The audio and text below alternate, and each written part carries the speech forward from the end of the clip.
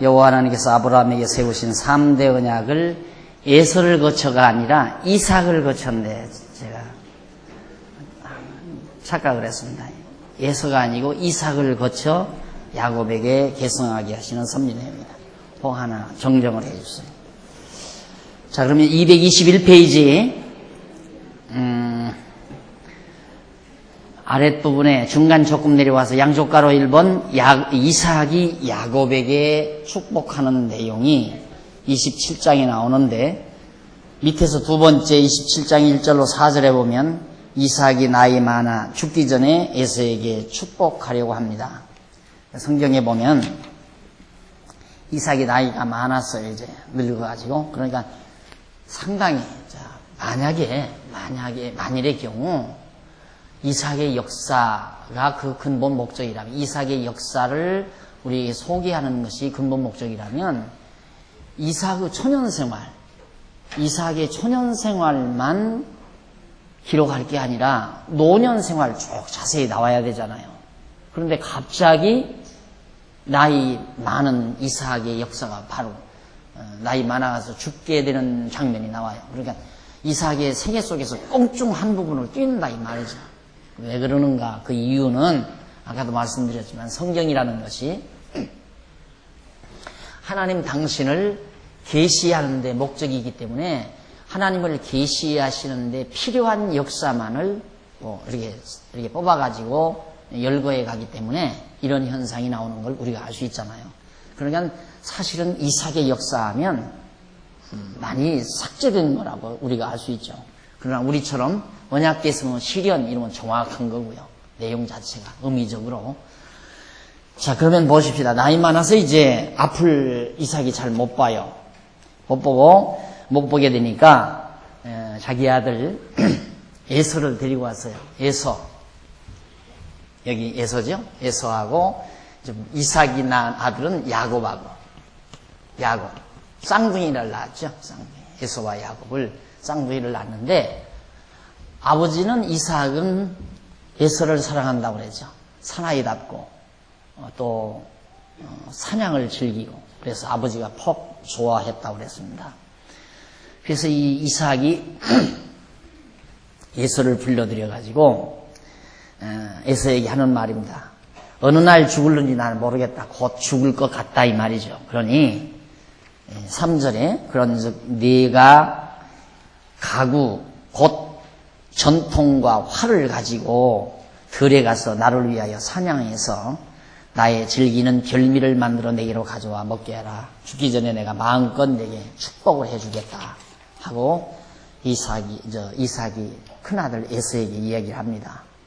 그러니까 이삭이 이제 그런 얘기를 했는데 문제는 여기서 그래요.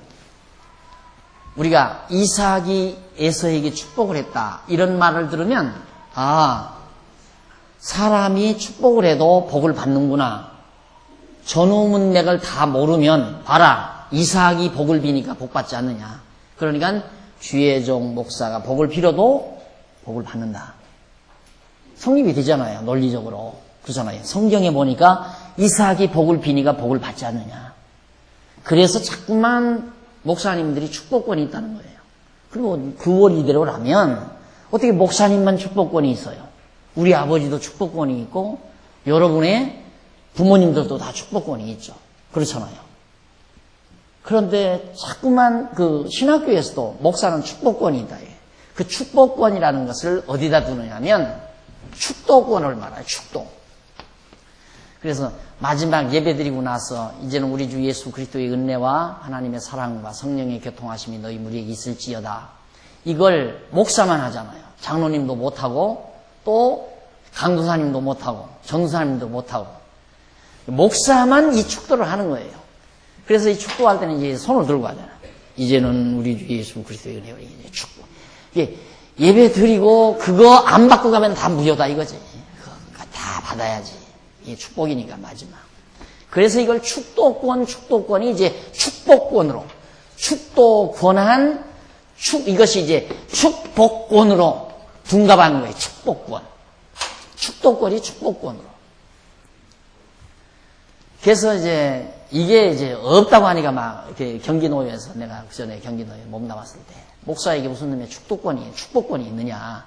축복하면 축복 받느냐 그러니까 이 박 목사 이 엉터리라고. 그럼 목사 복 빌면 복 받지. 그래요.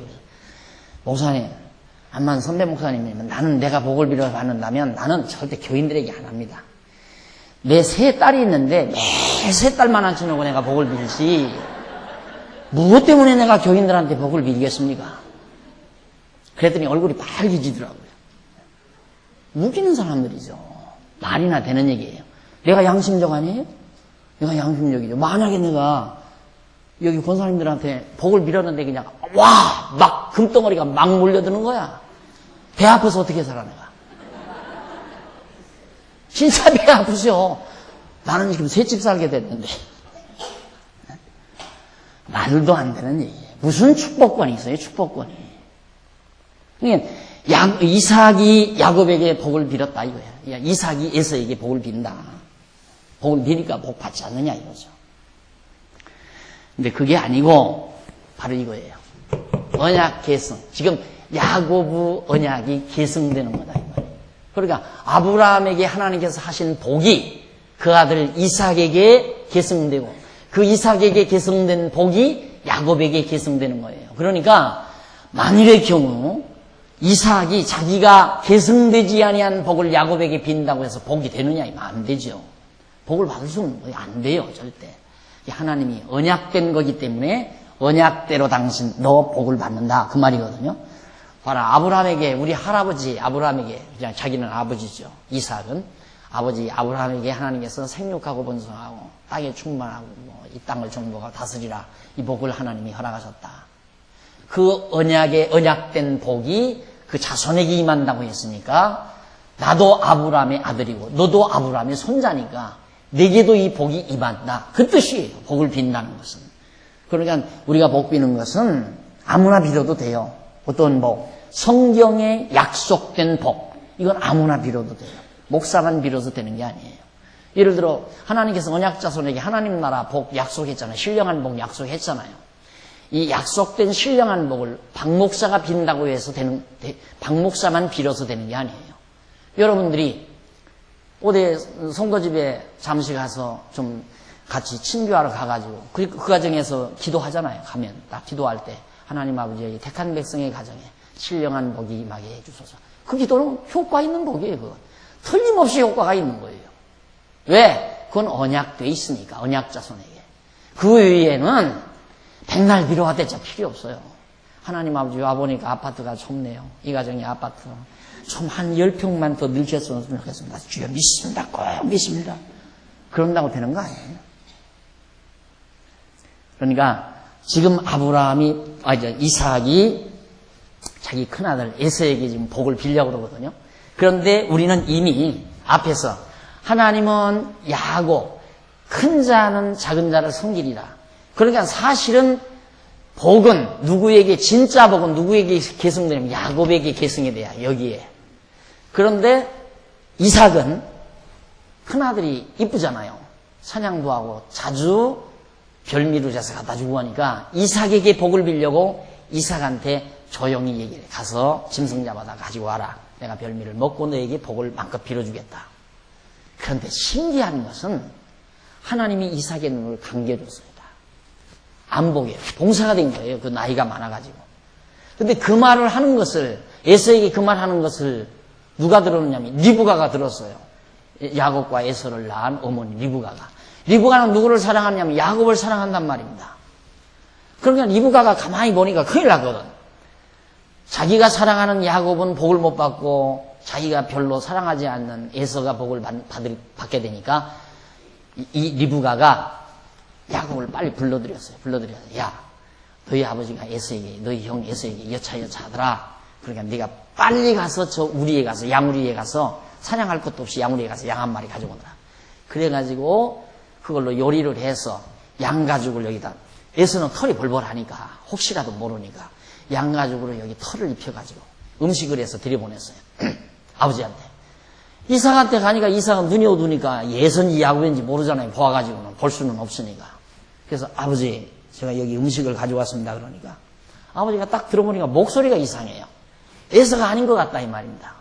얘야, 너 에서의 목소리가 아닌 듯 싶다. 그러니까 야곱이 하는 말이, 네, 사냥하느라고 고함을 질렀더니만 목이 쇠서 그렇습니다.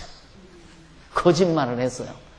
그러니까 그래도 안 믿어지니까 이삭이 이리 가까이 와봐라. 만져보니까 털이 볼볼해요. 그렇게 에서 손목 같다 이 말이에요. 이삭이 볼 때. 그러니까 어떻게 손은 에서 손인데 목소리는 야곱의 목소리 같구나. 그러니까 이제 목이 쇠서 짐승 잡느라고 목이 쇠서 그렇습니다. 그냥 빌어버린 거예요. 다. 누구 뜻대로 된 거예요? 그 하나님 뜻대로 되는 거예요. 백날 해봤대자 필요 없어. 어차피 하나님 뜻대로. 그러니까 야곱하고 부인하고 공모를 해서 누구 사기친 거예요? 자기 남편 아버지 사기친 거예요. 인간적으로 보면 사기지요. 거짓말 했으니까. 자기 남편 속이고 아들놈은 저 아버지, 그러니까 어머니하고 아버지하고 모녀간에, 모자간에 공모를 해서 남편을 속였으니까. 그것이 하나님의 뜻대로 되기 위한 작업이었다. 그러니까 하나님께서 눈 먼다면, 눈이 안 멀었으면, 소경되는 것도 다 하나님의 뜻이에요. 소경이 안 됐으면, 야곱 곤장만 맞고 나왔지, 이놈. 애비를 속이려고 이놈하고, 아버지한테 뺨을 맞았던 거야, 볼기를 맞던 거 하고 나왔을 거예요. 그런데 하나님께서 바로 에서를 통해서 야곱에게 언약이 계승이 됩니다. 복을 비는 거예요. 그런 내용이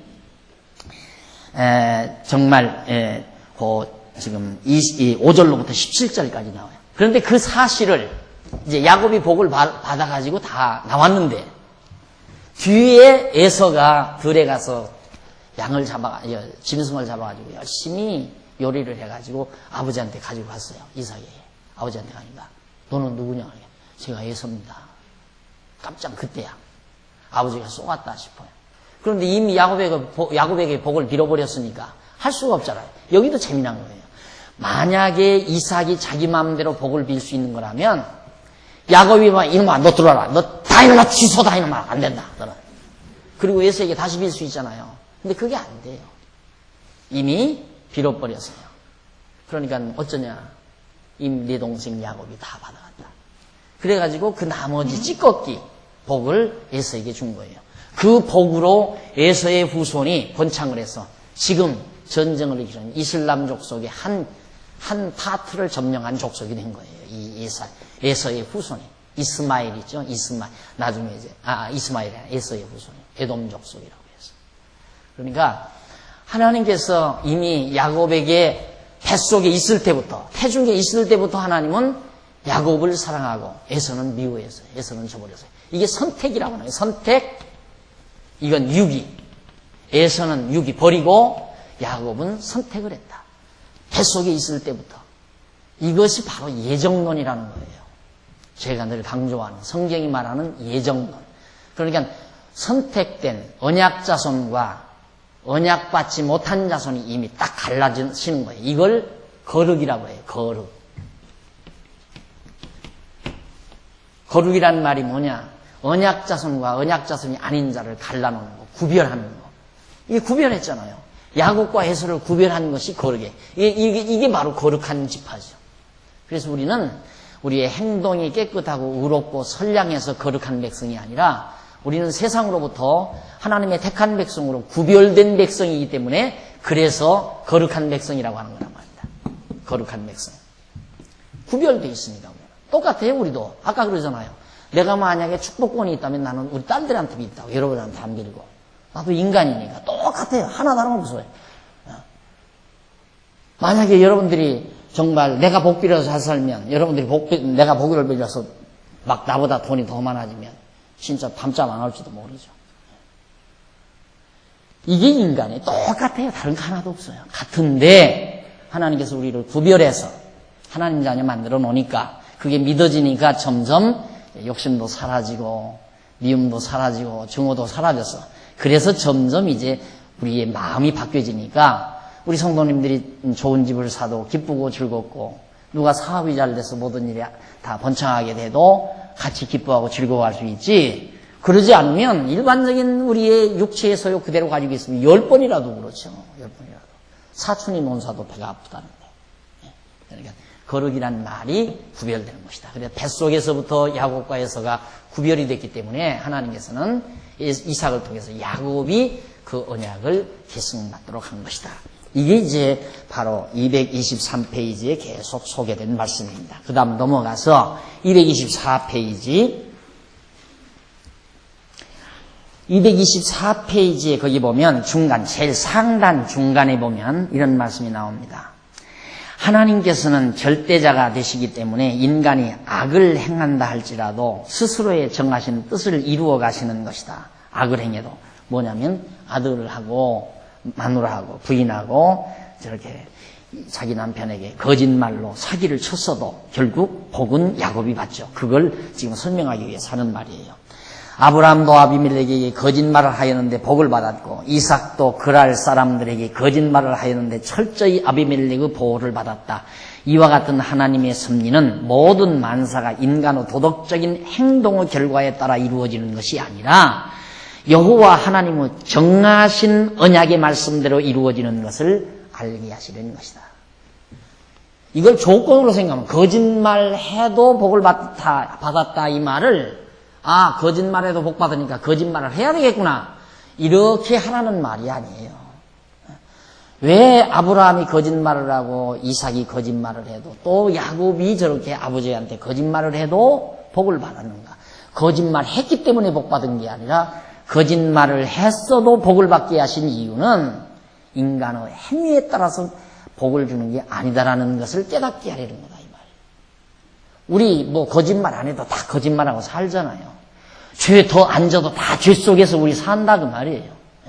죄 져야 복 받는다 그 말이에요. 죄 짓고도 복 받았다 그러니까 죄 짓고 복 받았으니까 죄 져야 되겠다 복 받기 위해서 그러라는 말이 아니라 우리 다 이미 죄 짓고 살잖아요. 다 부족하고 미련하고. 그렇지만 하나님은 우리의 행동을 보지 않고 하나님의 정하신 뜻대로 언약대로 그 언약을 이루시는 하나님이심을 깨닫게 하기 위해서 이런 사실을 기왕이면 우리가 생각할 때 보면 그 부분 딱딱 뺄 수 있잖아요. 야곱의 이삭의 역사 많은 역사도 다 삭제를 했는데 이삭이 거짓말한 분 빼놓고 기록할 수도 있잖아요. 야곱이 아버지 속이는 장면 빼도 되는 거. 그 거짓말하는 장면을 빼놓고 기록했다고 해서 우리들이 이상하게 생각할 건 없잖아요. 그런데 왜 구태여 그 부분을 밝히느냐 이 말이에요. 그게 많아요. 그런 것들이 너무너무. 또 이미 요즘 한참 우리 교회에서 주일낮에 공부하지만 다윗이 그렇게 하나님 경외하면서 하나님의 백성들을 다스리는 위대한 다윗이 그래 남의 아내 뺏기 위해서 그 남편 갖다 죽이는 사건들을 뭐하러 성경이 기록하느냐 이 말이에요. 그거 기록 안 해도 되잖아요. 빼내도 누가 모르니까 기록 안 하게 해도. 그런데 그 부분을 확 집어넣어놔요. 그뿐 아니에요. 마태복음에 보면 하나님께서 아브라함 이삭을 낳고 이삭이 야곱을 낳고 야곱이 누구를 낳고 하면서 나중에는 야곱이 다말에게서 베레스를 낳고 이런 말이에요. 이 야곱이. 다말이 누구냐면 며느리예요. 야곱이라는 이 사람이 며느리를 범해가지고 며느리 안에서 아들을 낳아요. 그런 건 그냥 기록한다니까 성경에. 죄송해요. 야곱의 아들 유다가. 죄송해요. 야곱의 아들 유다가 다말에게서 낳는데 이제 앞으로 그 역사가 나와요. 그런 걸 왜 성경이 밝히는가? 우리의 행위대로 하지 않는 하나님을 밝히기 때문에. 우리가 하나님을 믿는 것이 그래서 믿는 거 아니에요. 우리의 행위대로 믿으라면 우리 포기해야죠. 어떻게 우리 행위에 따라서 행위의 보상을 받고 산다면 우리가 어떻게 하나님 앞에 감히 누구나가 다 나 너 할 것 없이 인간은 다 부족하고 다 미련하고 다 육체의 소욕에 가득한 인간들인데 그래서 나는 이 말씀 속에서 정말 그런 하나님이기에 당당해지는 거죠. 우리의 행동과는 전혀 관계없이 하나님은 언약대로 선택된 자에게 복을 주어서 살게 하시는 것처럼 하나님은 언약대로 선택받은 백성에게 영원한 하나님의 나라를 보장해 주신다. 이게 확 믿어지니까 어차피 우리는 천국 가게 돼 있잖아요. 구원 얻게 돼 있어요. 누가 뭐라 해도. 그리고 나 이 땅 위에 사는 동안도 하나님이 딱 보장해 주시고 정하신 대로 살게 돼 있어요. 택한 백성이니까. 물론 한 택한 백성도 다 하나님이 주관하지만 어찌 하나님의 택한 백성을 하나님이 주관하지 않겠어요? 그게 믿어지니까 구차해지지 않고, 그게 믿어지니까 좌절하지 않고 절망하지 않고 비굴해지지 않고, 그래서 당당해지는 거죠. 자, 그 다음 거기 이제 여호와 하나님의 정하신 언약의 말씀대로 이루어진 알게 하려는 거다. 그래서 하나님께서 악인도 악한 날에 적당하게 하시고 하나님을 사랑하는 자, 곧 그 뜻대로 부르심을 입은 자에게는 모든 것이 합력하여 선을 이룬다. 자, 이렇게 모든 자, 야곱이나 이삭이나 아브라함이나 쫓겨가서 거짓말했는데도 큰 부자가 돼서 나오고, 그러니까 이런 일 저런 일들이 합력해서 결국은 하나님의 뜻이 이루어지는 것이다. 그런 의미로 설명해 드린 겁니다. 그 다음 27장 18절로 29절까지 보면 눈이 어두운 이삭이 속아 작은 아들 야곱에게 축복한 내용을 아까 설명 다 했어요. 그 설명. 그 다음 넘어가서 226장 하단에 보면 27장 30절로 40절에 보면 야곱에게 복을 빼앗긴 에서에게 이삭이 축복을 해주는, 아까 나머지 부스러기 축복해줬다고 그랬죠. 거기 조금 한번 읽어보실래요? 이삭이 야곱에게 축복을 마침에 야곱이 그 아비 이삭 앞에서 나가자 곧 그 형 에서가 사냥하여 돌아온지라. 그가 별미를 만들어 아비에게로 가지고 가서 가로되 아버지여 일어나서 아들의 사냥한 고기를 잡수시고 마음껏 내게 축복하소서. 그 아비 이삭이 그에게 이르되 너는 누구냐? 그가 대답하되 나는 아버지의 아들 곧 아버지의 맏아들 에서로소이다. 이삭이 심히 크게 떨며 가로되 그런즉 사냥한 고기를 내게 가져온 자가 누구냐? 너 오기 전에 내가 그렇다면 그런지 아니라 그렇다면 네가 에서라면 아까 그 고기 가져온 사람은 요리 가져온 사람은 누구냐 그 말이죠. 너 오기 전에 내가 다 먹고 그를 위하여 축복하였다. 에서가 벌써 딱 예감을 예측을 했습니다. 아하, 야곱에게 쏘았구나. 이게 쏘은 게 아니라 정정당당한 거예요. 왜 그러냐면 에서가 야곱한테 장자의 명분을 팔았죠. 네? 앞에서 팔았잖아요. 못 먹고 못하고 팥죽 한 그릇하고 장자 명분. 이게 팥죽 한 그릇을 야곱은 주면서 너 나한테 형이라고 하면 내가 주지. 그러니까 에서가 그래라 가니까 네가 형 해라 하고 팥죽 한 그릇 얻어먹었다 이 말이에요. 이것도 계약이죠. 서로의 계약. 이게 계약대로 야곱이 장자의 명분으로 복을 받은 거고, 에서는 지가 팔아먹었으니까, 장자의 명분을 팔아먹었으니까 장자의 복을 놓쳐버린 거고. 자, 이런 것들도 다 동화 같은 얘기 같지만은 다 하나님의 섭리 속에서 이루어지는 것들입니다. 자, 이렇게 해서 복을 다 이제 동생에게 빼앗기고 나서 35절 보세요. 35절. 이삭이 가로되 네 아우가 간교하게 와서 네 복을 빼앗았도다. 에서가 가로되 그의 이름을 야곱이라 함이 합당치 아니하니까 그가 나를 속임이 이것이 두 번째입니다. 두 번째나 속였다 이거예요. 전에는 나의 장자의 명분을 빼앗았고 나오죠. 이제는 내 복을 빼앗았나이다. 장자 명분 빼앗았으면 속이기는 뭐 속여요. 장자 명분 낮추면 팥죽 줄게 하고 계약해서 다 한 건데 그때 자기가 속아서 팔아먹었다 이거죠. 요즘 정보가 늦은 사람들이 속아서 땅 팔아먹고 속아서 집 팔아먹듯이 야곱도 바보처럼 에서가 야곱한테 속아서 팔아먹은 거예요. 그러더니만 이제 복도 다 가져갔다. 그래가지고 하는 말이 37절 이삭이 에서에게 대답하여 가로되 내가 그를 너의 주로 세우고 그 모든 형제를 내가 그에게 종으로 주었으며 곡식과 포도주를 그에게 공급하였으니 내 아들아 내가 내게 무엇을 할 수 있으랴. 다 야곱은 주인이 되고 네 자식들은 다 종이 될 걸 다 이때 다 주어버렸다 이 말이에요. 기억 안 나요? 지금의 역사가 그대로 돼 있잖아요. 지금의 역사. 야곱의 후손은 지금 부유하게 잘 살아요.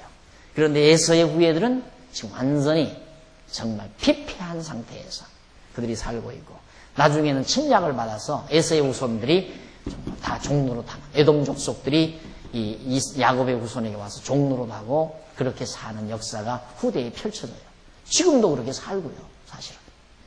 너무너무 가난하게 에서의 후손. 그러니까 이것이 하나님의 정하신 뜻대로 다 이루어지고 있다는 것을 현대 역사도 우리에게 잘 보여주고 있는 거예요. 자, 이래서 38절 거기 보면 38절 에서가 아비에게 이르되 내 아버지여 아버지의 빌 복이 이 하나뿐이니까 내 아버지여 내게 축복하소서 내게도 그리하소서 하고 소리를 높여 우니 그 아비 이삭이 그에게 대답하여 가로되 너의 주소는 땅의 기름짐에서 뜨고 그러니까 아주 피폐한 땅에서 산다. 기름진 땅에서는 너희는 살 수가 없다. 이게 복 빌어달라니까 조주를 하잖아요. 기름진 땅에서 너희는 뜬다. 너희 땅은 아주 피폐한 땅에서 너희가 산다. 뜨고 내리는 하늘 이슬에서 뜰 것이고 이슬도 잘 내리지 않고 그러니까 초목이 잘 안 자라는 거죠. 그 다음 40절 너는 칼을 믿고 생활하겠고 항상 전쟁에 쫓겨나고 전쟁을 해야 되고 내 아우를 섬길 것이며 네가 매임을 벗을 때에는 그 멍에를 네 목에서 떨쳐버리리라 하였더라. 그러니까 결국 에서도의 후손이 아주 삭막한 땅, 에돔 땅이라는 곳이 비도 잘 안 내리고 나중에 이들이 가는 에서족속들이 사는 땅이 아주 피폐한 땅, 산악지, 물도 잘 안 나오고 그리고 이쪽으로 퍼져나가는 이 땅도 다 그런 땅이었어요. 그리고는 종로로 다리라 해서 종로로 됐고 벗어나서 사네. 지금은 뭐 이스라엘 유대인들의 종에서 벗어났다 하지만은 완전히 가난 속에서 지금 방황하는 것이 에서족 속의 후예들이 지금 겪고 있는 역사의 현실입니다. 자, 그 다음에 이렇게 이제 예언한 내용대로 되어지는 내용들을 이제 설명해 드린 내용이 거기 나오고요. 거기 이제 조금 보십니다. 229페이지 위에서 네 번째 줄 줄바꾼 데 보시면은 229페이지 위에서 네 번째 줄바꾼데 그런데 일반적으로 무당이 복을 빌면 복을 받는다고 사람들이 생각하는 것처럼 목사나 부흥사가 복을 빌면 복을 받는다고 생각하고 있다. 그러한 생각은 아브라함이 이삭에게 복을 빌어서 복을 받았고 이삭이 야곱에게 복을 빌어서 복을 받은 것으로 곡해하여 생긴 어리석은 결과다. 그런 이야기를 참고로 거기 써드렸습니다. 시간이 있는 대로 보시면 되겠고요. 그 다음 230페이지 넘어가서 모든 것들은 하나님의 언약대로 이루어지는 겁니다. 27장 41절로 45절에 보면 리브가가 야곱에게 형 에서의 복수를 피하라고 말합니다. 에서가 화가 났어요. 화가 나가지고 죽이려고 해요. 야곱을 죽이려고. 사실 죽일 수가 없죠. 왜? 하나님이 야곱을 택했는데 죽을 자가 아니에요. 그러나 리브가가 어머니 보기에 막 살기가 등등해서 형이 동생을 죽여버리려고 그러니까 어머니 리브가가 야곱에게 귀띔을 했어요. 너 큰일 났다. 형이 저렇게 화가 나고 널 죽이려고 하니까 여기 머물지 말고 외갓댁으로 가라. 리브가 자기 외갓댁으로 보냈어요. 외갓댁으로 가서 거기 가서 피신했다가 오라고 하란으로 보낸 겁니다. 외갓댁이라는 게 이제 하란인데 하란으로 가서 머물러 있으라 해서 피하라고 우리 권면하는 내용이 45절까지 나와요. 그 다음 거기 보면 큰아들 야곱을 피해서 가라고 할 때 아버지를 곡할 때라고 하는데 곧 아버지 이삭이 죽을 때를 말합니다. 아버지 이삭이 죽을 때까지 이제 가서 피해 있으라 그 말이에요. 그 다음 양쪽 가로 2번 230페이지 한 밑에쯤 보면은 양쪽 가로 2번 하나님이 야곱에게 언약을 합니다. 야곱은 형을 피해서 이제 도망을 가요. 쭉 도망을 가는데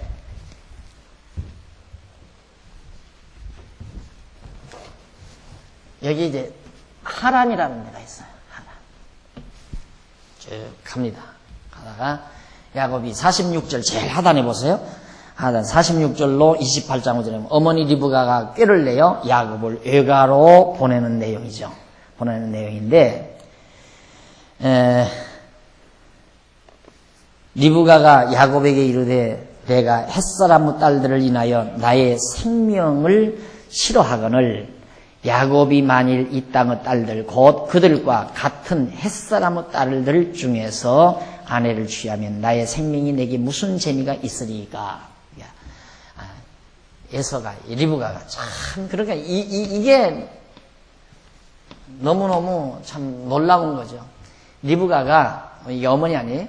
근데 에서는 해쪽 속의 딸에서 아내를 삼았단 말이에요. 그것 때문에 리브가가 굉장히 같은, 그러니까 동서끼리인가요? 동서끼리가 되는 거죠. 에서의 아내와 야곱의 아내가 동서끼리인데, 이 이방 여인이니까 아주 그것 때문에 굉장히 신경을 많이 썼어요. 그런데 지금 에서가 야곱을 죽이려고 하니까 어머니 리브가가 꾀를 냈어요. 꾀를 내가지고 자기 남편 이삭에게 야곱을 그냥 여기 놔두면 야곱이 이 땅 여인들하고 또 결혼하면 어떡합니까? 그러니까 야곱을 좀 이 땅에서 내보내십시다. 잠시 해외여행을 시키십시다. 이런 뜻이에요. 지금으로 말하면. 그러니까 이삭이 그걸 허락을 했어요. 그래가지고 리브가가 야곱을 바로 자기 친정으로 빼돌립니다. 그러니까 결국 야곱도 자기 아내를 맞아들이는데 결국은 이방 여인을 얻지 않게 하시는 하나님의 섭리도 되는 거죠. 그래서 고향에 가서 장가 들고 자녀 낳고 재산 모아가지고 돌아와요. 그게 이제 야곱의 생애예요. 그게 다 뭐냐? 하나님의 섭리대로 되는 거다. 그것도 놀랍잖아요. 가지고 에서야 야곱과 에서인데 야곱이야 이 땅에서 장가 들어서 그렇게 되지만 야곱은 여기서 장가 들면 안 된다 이거예요. 그래서 이제 고향 땅으로 보내가지고 고향 땅 친정에 가서 에숙의 딸 중에서 라헬과 레아를 아내로 맞아들여서 자손 낳고 딸 낳고 해서 이제 많은 큰 무리를 이루어서 돌아오게 됩니다. 그게 이제 계속해서 나오는데 이쪽 넘어와서 231페이지 20 아랫부분에 28장 6절로 9절에 보면 에서가 이스마엘의 딸인 마할랏을 아내로 또 취하죠. 에서는 계속해서 정말 장가를 또 듭니다. 생육하고 번성하려고. 그러니까 에서의 후손이 여러 아내에 의해서 많은 종족이 퍼져요. 이렇게 많은 종족이. 그 다음 232페이지 중간에 보면 28장 10절로 15절 야곱이 외가로 다가가 꿈에 여호와께 언약을 받습니다. 가다가 거기 한번 읽어보십시다. 10절 야곱이 부엘세바에서 떠나 부엘세바 우물 판 곳이죠. 거기서 떠나 하란으로 향하여 저 하란으로 향하여 가더니 한 곳에 이르러는 해가 진지라 거기서 유숙하려고 그곳 한 돌을 취하여 돌을 베개하고 거기 누워 자더니 꿈에 본즉 꿈속에서 사다리가 하늘에서 쫙 세워졌어요. 하늘로.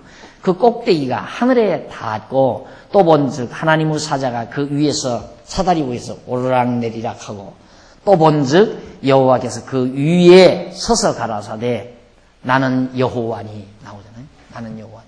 언약대로 이루신 자니 그만해. 이루시는 자니. 나는 하나님이 하시는 말씀이 나는 여호와니 너의 조부 야곱의 조부 할아버지죠. 아브라함의 하나님이요 이삭의 하나님이라. 너 누운 땅을 내가 너와 네 자손에게 주리니 네 자손을 인하여 복을 얻으리라. 주리니 네 자손이 땅의 티끌같이 되어서 동서남북에 편만할지며 땅의 모든 족속인 너와 네 자손을 인하여 복을 받으리라. 내가 너와 함께 있어 네가 어디로 가든지 너를 지키며 너를 이끌어 이 땅으로 돌아오게 할지라. 내가 네게 허락한 것을 다 이루기까지 너를 떠나지 아니하리라 하시니라. 자, 하란으로 가는 도중에 지금 여기서 쭉 이렇게 가는 도중인데 중간에 하나님이 나타나셨어요. 나타나서 밤에 자는데 해가 져보니까 잘 거 아니에요. 돌베개하고 자다가 꿈에 하나님이 나타나서 야곱에게 약속을 합니다. 두려워 말라. 나는 누구냐면 여호와다. 너희 조부 할아버지 아브라함의 하나님, 너희 아버지 이삭의 하나님이다. 여호와. 언약대로 이루는 너희 할아버지와 아버지의 하나님이다. 네 하나님도 된다 그 말이죠. 그래서 이제 그대로 아브라함에게 언약한 내용, 그 다음 이삭에게 언약한 내용, 그 내용을 여호와 하나님이 야곱에게 그대로 언약하는 거예요. 내 자손이 하늘의 별과 같이 편만하고, 그리고 너 지금 이 땅을 내가 떠나지만은 반드시 이 땅으로 다시 돌아오게 해주겠다 이 말이에요. 이 일이 이루어지기까지는 내가 너를 떠나지 아니하리라. 이런 약속을 하나님께서 야곱에게 하죠. 자, 이제 이해가 아주 굉장히 빠르죠. 그렇게 되니까 아하. 그래서 하나님은 아브라함의 하나님이요, 이삭의 하나님이요, 야곱의 하나님이다. 성경이 이제 자주 나와요. 그 내용이 이후에 아브라함의 하나님, 이삭의 하나님, 야곱의 하나님 이게 나오는데, 오늘 설교가들이, 교사들이 뭐라고 얘기하냐면 아브라함은 바치는 자의 하나님을 말한다 이 말이죠. 바치는 자. 왜? 가장 소중한 독자 이삭을 바치지 않았느냐? 그래서 아브라함의 하나님이라고 하는 거다. 이렇게 얘기하고, 그러면 이삭의 하나님은 뭐냐? 이삭의 하나님은 죄송합니다. 아브라함의 하나님은 믿는 자의 하나님, 믿는 자의 하나님. 이삭의 하나님은 바치는 자의 하나님. 이삭이 자기 몸을 하나님께 바쳤습니다. 그 다음에 야곱은 구하는 자의 하나님. 야곱이 약복강 나루에서 하나님께 구했다, 기도했다. 그러니까 하나님을 자기 하나님으로 삼으려면 믿어야 되고, 그 다음 하나님께 바쳐야 되고, 그 다음 기도 많이 해야 된다. 이래서 아브라함의 하나님, 이삭의 하나님, 야곱의 하나님이라는 말을 그렇게 해석을 해서 설교를 해요. 우리가 성도들은 가만히 들어보니까 맞는 거 같거든요. 아브라함 믿음의 조상이라니까. 아브라함의 하나님이라는 말은 믿는 자의 하나님이라는 뜻이로구나. 그러니까 내가 잘 믿어야 하나님이 내 하나님이 되겠구나. 그리고 이삭은 정말 자기를 하나님 앞에 바친 자니까, 제물로. 정말 많이 하나님 앞에 바쳐야 하나님이 내 하나님이 되겠구나. 또 야곱은 갈비뼈가 부러지도록 기도하지 않았느냐, 약복강 나루터에서. 그러니까 그렇게 구하는 자의 하나님이구나. 그래서 오늘날 성도들이 그렇게 지도를 받으니까 열심히 믿으려고 하고, 열심히 갖다 바치고, 하여튼 여유만 있으면 바치고, 빚이라도 얻어다 바치고, 자꾸 바치는 이유가 하나님이 바치는 자의 하나님이니까.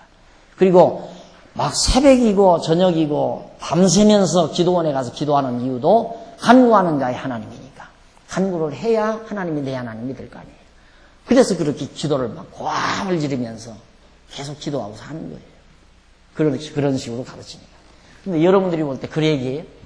성경 전체의 흐름을 놓고 아브라함의 하나님, 이삭의 하나님, 야곱의 하나님, 이렇게 말씀하신 그 내용이냐 이 말이에요. 지금 아까 얘기한 내용. 그거 아니잖아요. 여호와라는 말이에요. 아브라함의 하나님, 이삭의 하나님, 야곱의 하나님은 언약대로 이루시는 자라는 뜻이에요. 언약대로 이루시는 여호와 하나님이다. 얼마나 간단하고 확실한 거예요. 그러니까 성경을 계속 강조하지만 전체적인 흐름 속에서 이해하지 않으면 별아별 소리가 다 나와요. 별아별 소리가. 성경을 전체적으로 이해하면서 부분을 해석해야지, 전체는 알지 못하고 부분만 가지고 몇 구절 읽어가지고 얘기하면 코에 걸면 코걸이 되고 귀에 걸면 귀걸이가 되고. 그렇잖아요. 이제 딱 사람을 하나 놓고 장식품을 놓고 목에 걸 건 목에다 딱 걸고, 코에 걸 건 코에다 걸고, 귀에 걸 건 귀에 걸고, 팔찌에 걸 건 팔에 끼고, 손가락에 낄 건 반지는 손가락에 끼고, 이렇게 딱 끼면 저건 손가락에 끼는 반지로구나. 이게 다 정해지잖아요. 전체를 놓고 보니까. 그런데 갑자기 어떤 사람이 손가락에 낄 반지를 갖다가 코에다 걸고 나와도 저거 코걸이로구나. 코걸이 아니에요, 코걸이. 코에다 걸었으니까. 그러나 그 반지란 말입니다. 이게 반지를 놓고 자꾸 코걸이라고 이기면 코걸이가 된다니까. 귀에 걸면 귀걸이가 되는 거고요. 팔찌를 갖다가 발목에 차면 발목찌가 되는 거고. 자꾸 그렇게 주장하면. 그래서 설교하는 사람마다 성경 놓고 말하면 코에다 걸면 코걸이, 귀에 걸면 귀걸이라 해요. 그렇게 얘기를 하면 이제 어떻게 변명하는가? 그것만 아느냐고. 그거 당연히 맞다 이거예요. 왜냐하면 요 물건을 하나 딱 놓고 보면 여기서 보는 대로 또 저 모양이 나온다. 그러나 여기서 보면 또 저런 모양이다 이거야. 위에서 보면 또 모양이 달라지고, 밑에서 보면 달라지고, 저쪽에서 보면 또 달라지고. 그런 것처럼 성경도 보는 각도에 따라서 다 다른 거지, 어떻게 그렇게 성경이 하나의 뜻만 있는 줄 아느냐. 그러니까 또 그렇구나. 그래서 속는 거예요, 사람들이. 어떻게 성경 구절을 몇 구절을 갖고 설교하는 목사님마다 다 다르냐 그 말이야. 이게 코에 걸면 코걸이, 귀에 걸면 귀걸이. 그렇게 되는 거죠. 근데 우리는 그렇게 안 돼요. 의미가 딱 나와 있으니까, 이건 코에 거는 코걸이라는 의미로 딱 나와 있으니까 이걸 갖다가 아무리 귀걸이라고 우길 수가 없어요. 틀리니까 그렇게 되면. 의미적으로 분석이 되어 있습니다. 그래서 의미 분석 성경 개론이라는 말을 사용한 이유가 거기 있는 거예요. 하나의 의미밖에는 없어요. 성경은 하나의 의미가 있지 둘이나 세 가지 의미가 있는 게 아니에요. 이건 신학교 가면 초보에서 초보적으로 배우는 거예요. 신학교 가면 성경 해석학 할 때 해석학에서 성경은 하나의 의미가 있다. 그 말이에요. 그럼 그 의미가 뭐냐? 아직은 모르지만 하나의 의미가 있을 것이다. 둘의 의미는 아닐 것이다. 그건 기초상식이죠. 기본상식이죠. 어떤 글이 한 권의 책이 있다면 그 한 권의 책이 딱 하나의 의미지 어떻게 그 책이 10개의 의미, 20개의 의미를 가질 수 있습니까? 전체적인 문맥을 보아서 전체 속에서 이 책이 말하고자 하는 중심 테마가 있잖아요. 거기에서 하나의 의미를 가지고 책을 쓰는 사람이 책을 쓰는 거란 말입니다. 여러 개의 의미가 있다면 그건 잡지예요. 책이 아니에요. 잡지. 학술적인 책이 아니래요. 잡지는 한 권 속에 막 여러 개의 글들이 잡다한 글들이 이렇게 편집된 걸 잡지라고 하잖아요. 이게 정말 학술적인 책은 하나의 의미밖에 없어요. 그렇게 성경을 잡지로 보면 뭐 10개의 의미고 20개의 의미고 있지만은 성경이 진리라고 한다면 이건 하나의 의미밖에 없다. 그래서 해석학에서는 성경은 하나의 의미가 있다. 그건 뭡니까? 그러면 그건 모르겠다 이거죠. 그러나 하나의 의미가 있을 것이다. 왜? 성경이 진리니까. 가정은 있어요. 그럴 거라는 가정. 그러나 찾지는 못한 거죠. 그런데 여러분들이 지금 하나의 의미를 찾아가지고 공부하는 거예요. 그래서 성도대학이 대단한 대학이에요. 날들어 자화자찬한다고 또 여러분 그럴지 모르지만 삐죽한 사람은 내일부터 안 나와도 돼. 다음 주 가는 것도. 정말 맞다 하면 열심히 공부하십시오. 진짜예요. 세상에 진리란 없어요. 그러나 성경은 진리예요. 놀라운 진리예요. 이 성경만 완벽하게 정말 터득을 하면 세상이 보이고 내가 보이고 삶이 보이고 다 해석이 되고 그리고 소화가 되고 그래서 총명해지고 밝아지고 당당해지고 왜 진리니까. 그래서 이제 아브라함의 하나님, 이삭의 하나님, 야곱의 하나님이란 말이 언약대로 이루시는 여호와 하나님이라는 뜻이다. 그 말이에요. 그런데 그 다음 넘어가서 233페이지 중간에 보시면 28장 16절로 22절 야곱이 베델에서 돌로 단을 쌓고 여호와께 서원을 합니다. 하나님께서 그렇게 축복을 하니까 야곱이 잠이 깨어 가로되 여호와께서 과연 여기 계시거늘 내가 알지 못하였도다. 이에 두려워하여 가로되 두렵도다. 이곳이여 다른 것이 아니라 이는 하나님의 전이요 이는 하늘의 문이로다 하고 야곱이 아침에 일찍 일어나 베개야했던 돈을 가져다가 기둥을 세우고 그 위에 기름을 붓고 그곳 이름을 베델이라 하였더라. 바로 베델에서 그렇게 된 거예요. 베델은 자, 여기 사해바다죠. 예. 자, 이쯤 지금 예루살렘터 예루살렘 여기에 하나님의 전이 지어질 것을 벌써 이 당시에 예루살렘 성전은 솔로몬 때 지어지지 한참 역사 후대에 지어져요. 그런데 벌써 그 장소에 지금 이 예루살렘 이 터 때문에 지금 전쟁이 일어나거든요. 지금 팔레스타인하고 이스라엘하고 또 전쟁이 일어났잖아요. 그래서 이스라엘이 지금 몇 군데 또 이제 후퇴해 준다고 그러더래요. 뺏었다가 요 며칠 전에 뺏었다가 물러나라 하니까 아마 몇 개 도성을 내놓는 것 같아요. 왜 그러는가? 이 예루살렘 터 때문에 그래요. 여기 이 터 때문에. 근데 여기에 여호와의 전을 세울 것을 하나님께서 야곱이 돌 베개하고 자다가 일어나서 그 베었던 돌로 기둥을 세운 거예요. 여기가 하나님의 전의 터가 된다고. 아, 여기 여호와 하나님이 계시군요. 여호와가 이 땅에 계시군요. 거기 나타났다니까 야곱은 거기 하나님이 거기에 와 계시는 줄 알고. 그래서 그걸 돌을 세워놨어요. 그리고 여기가 하나님의 전이 될 것을. 그래서 기둥을 세우고 그의 기름을 부었단 말입니다. 20절 야곱이 서원하여 가로되 하나님이 나와 함께 계시니 내가 가는 이 길에서 나를 지키시고 먹을 양식과 입을 옷을 주사 나로 평안히 아비 집으로 돌아가게 하시오면 여호와께서 나의 하나님이 되실 것이요. 그러죠. 하나님이 언약하시는 대로 분명히 나갔다가 다시 아비 집으로 내가 돌아온다면 여호와 하나님, 나의 하나님이다 이 말이에요. 전능자다 그 말, 전능자. 하나님이란 말은 언약대로 이루시는 여호와는 하나님이 여호와인데 이건 하나님은 전능자라는 말이거든요. 이게 나는 여호와니라 했으니까 여호와가 언약하셨으면 나갔다가 반드시 일로로 돌아오게 하겠다라고 언약하셨으니까 그렇게만 하나님께서 언약대로 해주신다면 정말 하나님입니다. 전능자십니다. 능력이 있으신 분입니다. 야곱이 그렇게 지금 화답을 하는 겁니다. 그러면서 하나님께서 내게 주신 모든 것에서 10분의 1을 내가 반드시 하나님께 드리겠나이다.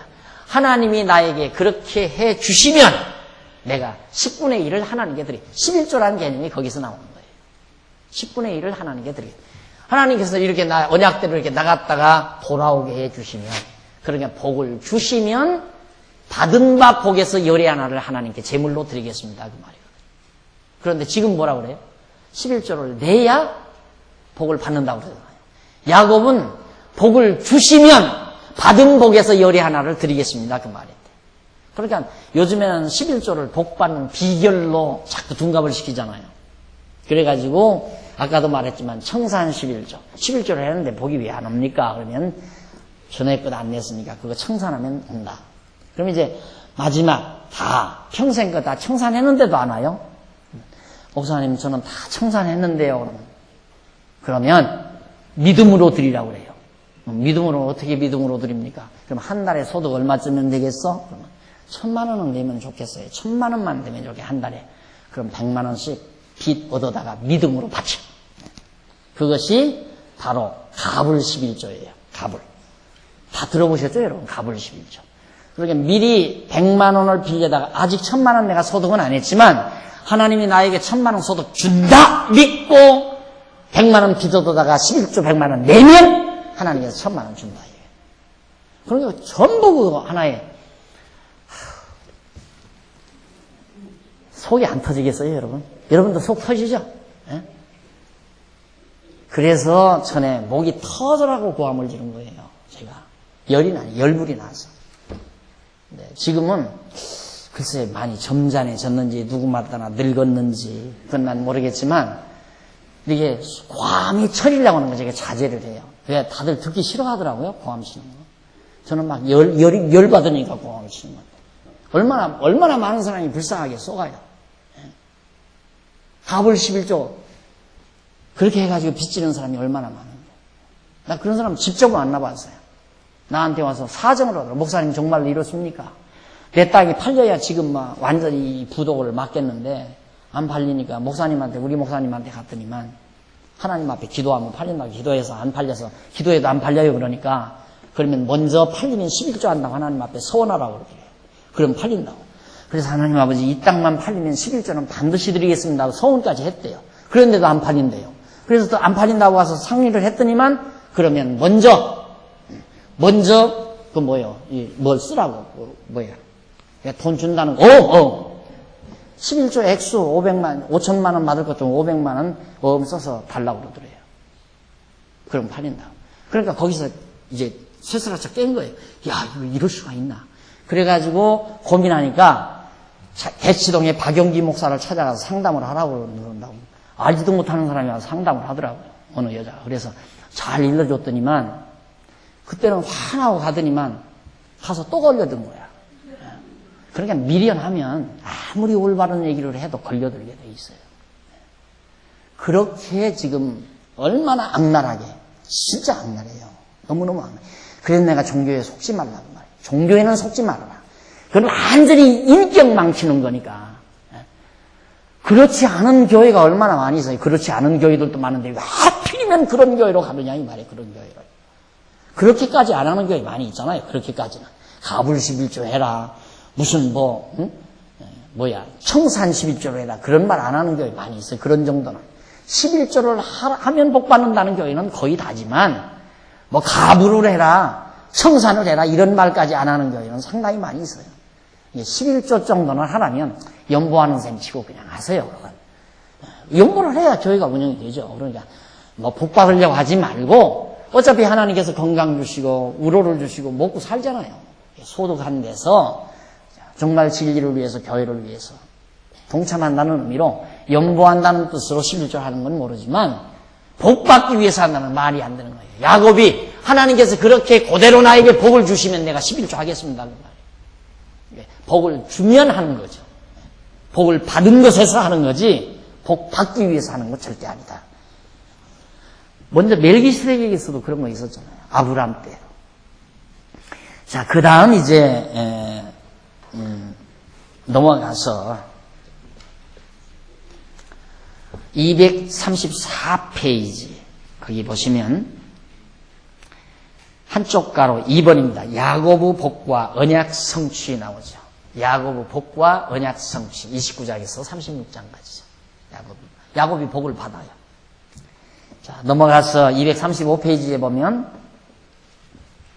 235페이지 위에서 네 번째 양쪽 가로 1번 야곱의 자손 번창. 정말 하나님께서 언약한 대로 막 자손이 번창해요. 야곱에게 있어서.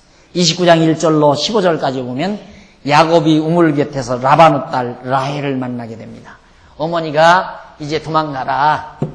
야곱을 시켜서 가라 하니까 지금 가고 있잖아요. 가다가 베델에서 만나서 하나님 만나서 언약받고 지금 하나님 쭉 간다 이 말입니다. 가서 결국 야곱이 우물 곁에 갔습니다. 거기 한번 보십시다. 1절, 29장 1절. 야곱이 발행하여 동방 사람의 땅에 이르러 본즉 들에 우물이 있고 그 곁에 양세 떼가 누웠으니 이는 목자들이 그 우물에 물을 양떼에게 먹임이라. 우물가에는 목자들이 많아요. 그래서 그 우물가에 야곱이 서 있었습니다. 그런데 그 우물가로 4절 보세요. 야곱이 그들에게 이르되 나의 형제여 어디로소뇨? 그들이 가로되 하란에서로라. 야곱이 그들에게 이르되 너희가 나호르 손자 라반을 아느냐? 이 하란에서 나호르 손자 라반을 아느냐? 그러니까 안다 이거예요. 라반이 이제 그 나홀은 아브라함의 아버지요. 아버지. 그러니까 아브라함을 낳으니까 나홀 아니에요? 그러니까 나홀의 손자면은 이제 야곱과 동년배죠. 그럴 거 아니에요. 나홀의 손자니까. 응? 안 그런가?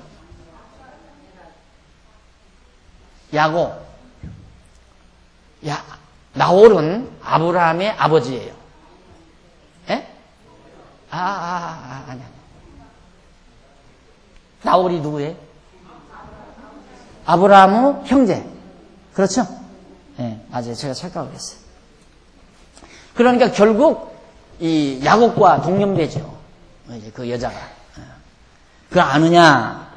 그렇게 해서 이제 물어보니까 거기서 이제 서로 만나게 돼요. 한번 보십시다. 9절. 야곱이 그들과 말하는 중에 라헬이 그 아비의 양과 함께 오니 그의 양들을 치미었더라. 야곱이 그의 외삼촌 라반의 딸 라헬. 그러니까 외삼촌 라반의 딸 라헬이 그 외삼촌의 양을 보고 나가서 우물 아구에 돌을 옮기고 외삼촌 라반의 양떼에게 물을 먹이고 그가 라헬에게 입맞추고 소리내요. 울며 그에게 자기가 나의 아비의 생질이요 리브가의 아들됨을 구하였더니 라헬이 달려가서 그 아비에게 구하였다. 그게 결국 이제 외사촌을 만난 거예요. 외사촌 여동생을 만난 거예요. 쉽게 말하면. 그렇게 해서 거기서 그 집에 들어가서 이제 살게 되는데 머슴을 살아요. 사실은. 이 라반 외삼촌의 집에 가서 야곱이 이제 머슴을 사는데 7년 동안을 열심히 머슴을 살지요.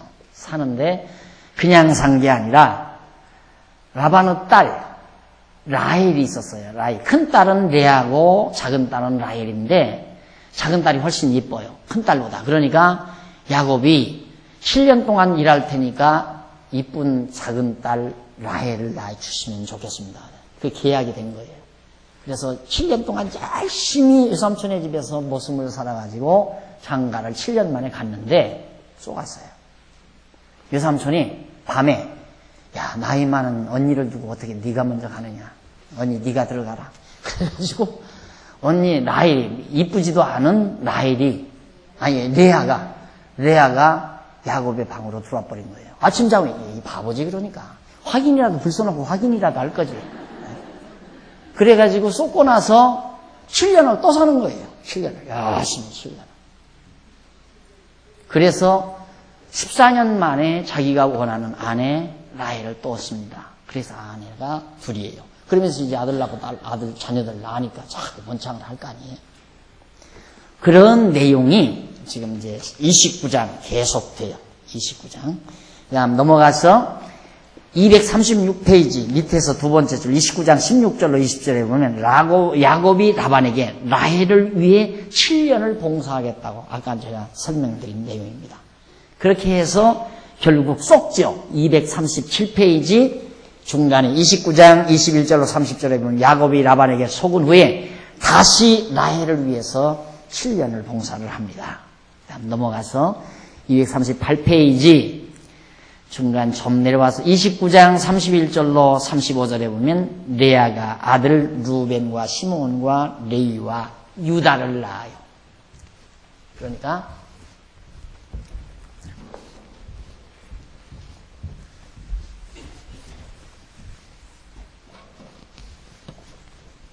야곱이 라헬 언니죠? 왜 이래? 나보다 성경을 더 잘하니까 제가 강의하기가 자꾸 틀려요. 레아가 이제 루벤하고 그다음 시므온, 레위, 유다. 왜 이걸 쓰냐면 유다를 여러분들에게 소개하려고 그래요. 유다. 이 유다 이 자손이 유대 민족이에요. 지금 현재. 그러니까 야곱이 레아를 통해서 난 아들 가운데 네 번째 아들이죠. 유다. 이 유다 후손이 지금 유대인이라 이 말이에요. 역사적 사실이죠. 틀림없죠. 이게 역사적인 사실이에요. 그러니까 야곱이 쏘가서 얻은 아내예요. 이게 큰딸 레아. 그래서 나중에 7년 후에 라헬을 다시 위에서 7년 봉사하고 14년 만에 라헬을 얻죠. 대단한 집념이에요. 대단한 집념. 네.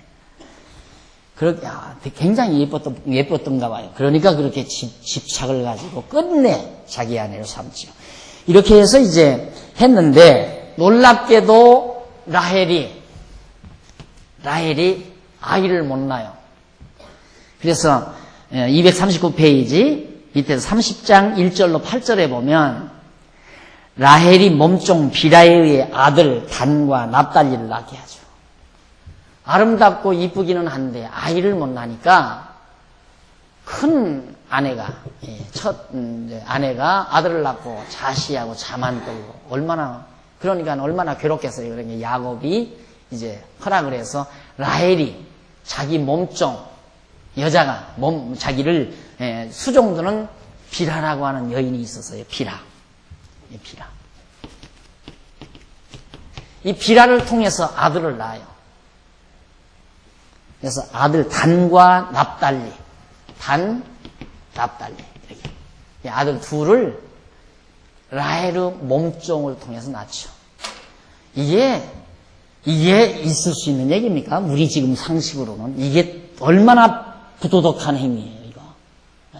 성경이 나와요. 이게 우리들이 생각하는 상식적인 생각대로 행위대로라면 이게 다 쓰레기다 쓸어버려야죠. 정말 여러분 한 아내하고 지금 잘 사시는 거 거룩한 생활이에요. 그러고 보면 얼마나 천국 12번 가고도 남죠. 그렇게만 사는 것도 행위대로 간다면 그거 아니에요. 우리 성경은 행위를 지금 보는 거 아니에요. 절대 도덕적이고 윤리적인 걸 보는 게 아니라 이 말이죠. 하나님을 계시하려는 여호와 하나님을 계시하려는 이 인간들을 자꾸 착각하니까 하나님 보세요. 생육하고 번성하라고 했으면 정말 레아를 얻지 못하도록 그때 그냥 번개불이라도 팔짝 비춰가지고 이게 레아 얼굴이 보이도록 캄캄한 때 보이도록 하나님이 하셔서라도 내쫓게 했어야 할 거 아니에요. 그리고 마음에 드는 라헬이 들어와서 라헬이 12를 낳든지 22를 낳든지 계속 낳도록 그렇게 해야 우리의 감정에 맞잖아요. 우리의 감정에는. 그런데 뭐요 이게 도대체 하나님이 하시는 일이. 생육하고 번성시키는데 이렇게 번성시킨다 하나님께서. 그리고 넘어가서 30장 9절로 13절까지 나옵니다. 난들 가만히 있었으냐? 나도 하나 만든다. 레아도 자기 몸종 실바라고 하는 여자를 실바라고 하는 여자를 야곱에게 또 들이보내줬어요. 그러니까 실바가 또 아들을 낳아요. 인할리 통속.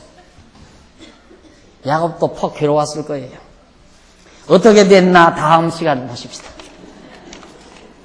기도하십시다. 자비하신 아버지 하나님, 살아계셔서 역사를 주관하시고 우리의 삶을 하나하나 간섭하시며 주관해 가시는 하나님의 놀라운 섭리를 다시 한번 저희들이 느낍니다. 오늘도 배운 말씀 우리의 양식이 되게 하시고 살아계셔서 지금도 역사와 만물을 지배하시는 여호와 하나님 경외하기를 게을리하는 어리석음이 없도록 우리를 지켜주시옵소서. 우리 연보에 동참했습니다. 비록 적은 연보라 할지라도 소중하게 값지게 이 말씀이 전파되고 진리가 선포되어지는 데 소중하게 쓰여지도록 역사하소서. 주께 영광 돌려지도록 함께해 주시옵소서. 예수님 이름으로 기도드립니다. 아멘.